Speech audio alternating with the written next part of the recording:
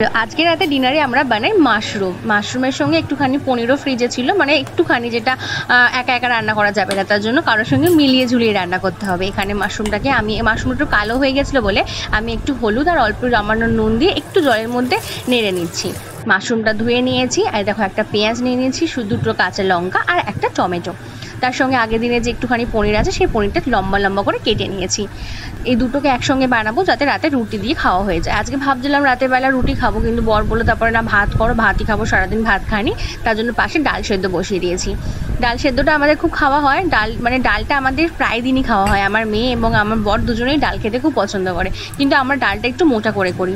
এখানে এই রান্নার জন্য আমি ব্যবহার করেছি ফোড়ন হিসাবে জিরে আর শুকনো লঙ্কা, তার সঙ্গে দিয়েছি একটুখানি গোটা গোটা রসুন থেতো করে দিয়েছি। পনিরটাকে আমি না নুন হলুদ মাখাতে ভুলে গেছিলাম, তোমরা মাখিয়ে নিও। আর দেখে নাও আমি এখানে ভেজে পনিরটাকে তুলে রাখছি।